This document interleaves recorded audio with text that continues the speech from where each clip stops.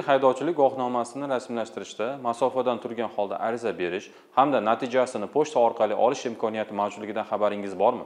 O'zbekiston Respublikasi Vazirlar Mahkamasining 2023-yil 12-apreldagi milliy haydovchilik guvohnomasini rasmiylashtirish tartibini soddalashtirishning qo'shimcha chora-tadbirlari to'g'risidagi 152 son qaroriga asosan ariza beruvchining avtomotor transport vositalarini boshqarish huquqini beruvchi milliy haydovchilik guvohnomasini olish uchun nazariy va amaliy imtihonlarni muvaffaqiyatli topshirgandan so'ng ariza beruvchi masofadan turgan holda milliy haydovchilik guvohnomasini olish uchun yagona internet davlat xizmatlari portali orqali murojaat qiladi hamda bazaviy hisoblash miqdorining 70% miqdorida yig'im to'laydi. Ariza beruvchi xohishiga ko'ra milliy haydovchilik guvohnomasini pochta aloqasi orqali olish mumkin. Bunda pochta harakatlari ariza beruvchi hisobidan qoplanadi. Arizachi tomonidan to'ldirilgan so'rovnoma unda ko'rsatilgan davlat yo'l harakati xavfsizlik xizmati organi yoki davlat xizmatlari markaziga kelib tushgandan so'ng ushbu tashkilotlar xodimlari tomonidan 2 ish soati davomida ko'rib chiqiladi. Ariza beruvchi milliy haydovchilik guvohnomasini olishda o'z ixtiyoriga asosan ID karta yoki biometrik pasportdagi raqamli suratidan foydalanishga ruxsat beriladi.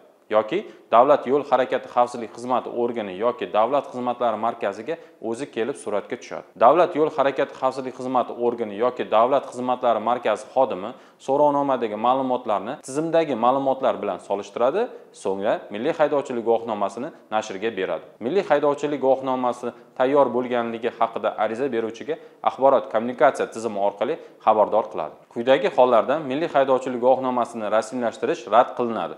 Ariza beruvchi tomonidan so'rovnomada ko'rsatilgan ma'lumotlar noto'g'ri ekanligi aniqlanganda, ariza beruvchining milliy haydovchilik guvohnomasini olish bo'yicha amaliy hamda nazariy imtihonlarni muvaffaqiyatli topshirganligi fakti tasdiqlanmaganda, ariza beruvchi tomonidan tegishli yig'im to'lanmaganda, ariza beruvchi milliy haydovchilik guvohnomasini berish rad qilingan kundan boshlab 30 ish kun mobaynida davlat xizmati ko'rsatish uchun yig'im to'lamasdan ko'rsatilgan kamchiliklarni bartaraf etgan holda takroran murojaat qilish huquqiga ega. Ariza beruvchi so'rovnomada milliy haydovchilik guvohnomasining pochta aloqasi orqali yetkazib berishni ko'rsatgan bo'lsa, davlat yo'l harakati xavfsizlik xizmati organi yoki davlat xizmatlari markazi xodimi nashr qilingan milliy haydovchilik guvohnomasini pochta xizmati xodimiga beradi. Agar so'rovnomada pochta xizmatidan foydalanish nazarda tutilmagan bo'lsa, ariza beruvchining o'z shaxsini tasdiqlovchi hujjat bilan so'rovnomada ko'rsatilgan davlat yo'l harakati xavfsizlik xizmati organi yoki davlat xizmatlari markaziga kelib milliy haydovchilik guvohnomasini olib ketadi. Pochta xizmati xodimi tayyor bo'lgan milliy haydovchilik guvohnomasini olganidan so'ng ariza beruvchi bilan telefon orqali bog'lanib, so'rovnomada ko'rsatilgan manzilga Toshkent shahri va viloyatlar markazida 1 ish kuni, qolgan hududlarda 2 ish kuni ichida milliy haydovchilik guvohnomasini yetkazib beradi. Ariza beruvchi bilan telefon orqali kelishilgan vaqtda ariza beruvchi ushbu manzilda bo'lmasa, ariza beruvchi milliy haydovchilik guvohnomasini ushbu hududdagi pochta aloqasi bo'limida 10 ish kun davomida olishi mumkin. Milliy haydovchilik guvohnomasini ko'rsatilgan muddatda ariza beruvchi